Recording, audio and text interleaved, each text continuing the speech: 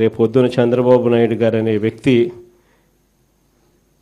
ప్రజలు ఈ పక్క తంతే డిపాజిట్లు కూడా రాని పరిస్థితులకి ఆ పక్క పడతాడు అనేది మాత్రం ఖచ్చితంగా చెప్తాను. ఈసారి జగన్ 2.0లో మాత్రం అలా ఉండదు.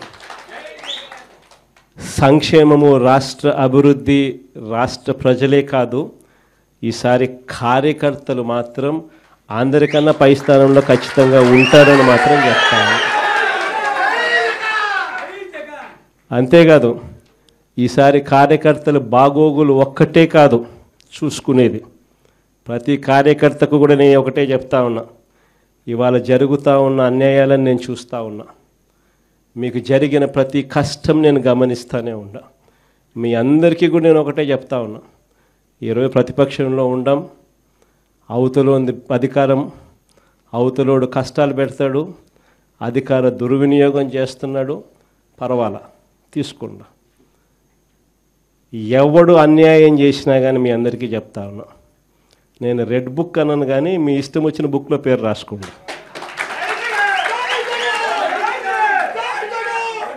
మీరు ఏ పుస్తకంలో పేరు రాసుకున్నా పర్వాలా.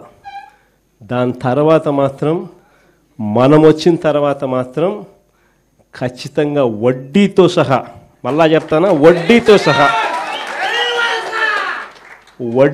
సహా రిటర్న్ గిఫ్ట్లు ఇస్తామని మాత్రం ఖచ్చితంగా చెప్తాను. చేసిన వాళ్ళు మాత్రమే కాదు, వీళ్ళతో కుట్రలు పన్నుతూ చేయించిన వాళ్ళను కూడా,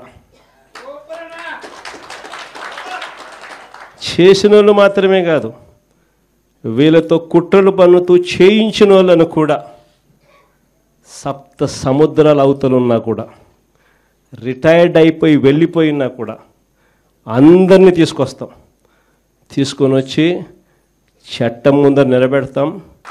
అన్యాయం చేయడానికి కోసం వీళ్ళకు యూనిఫామ్ ఇవ్వాల, న్యాయంగా ధర్మంగా పాలన చేయడం కోసం యూనిఫామ్ ఇచ్చారు. మన హయాంలో ఎలా చేసాం మనం పాలన? మన హయాంలో జగనన్నకు చెబుదామని ఒక నెంబర్ ఇచ్చిన, స్పందన అని చెప్పి ప్రతి వారం కలెక్టర్ల దగ్గరికి పోయి చెప్పుకునే అవకాశం ఇచ్చినాం. అందరికన్నా అత్యధికంగా చెప్పింది ఎవరు? తెలుగుదేశం వాళ్ళే. అందరికన్నా ఎక్కువ చెప్పింది తెలుగుదేశం వాళ్ళే. జగనన్నకు చెబుదామని చెప్పి ఫోన్ చేస్తే చాలు, అవతల ఎమ్మెల్యే అడ్డుకున్నా కూడా వాళ్ళకి మంచి చేసింది మన హయాంలో జరిగింది. స్పందనలో అత్యధికంగా కంప్లైంట్ చేసింది వాళ్ళు. ఎమ్మెల్యే లాంటి వాళ్ళు అడ్డుకున్నా కూడా వాళ్ళకందరికీ కూడా వాళ్ళని కాదని మంచి చేసింది మీ జగన్. కానీ ఈరోజు ఏం జరుగుతూ ఉంది? ఈరోజు ఏం చేస్తూ ఉన్నారు?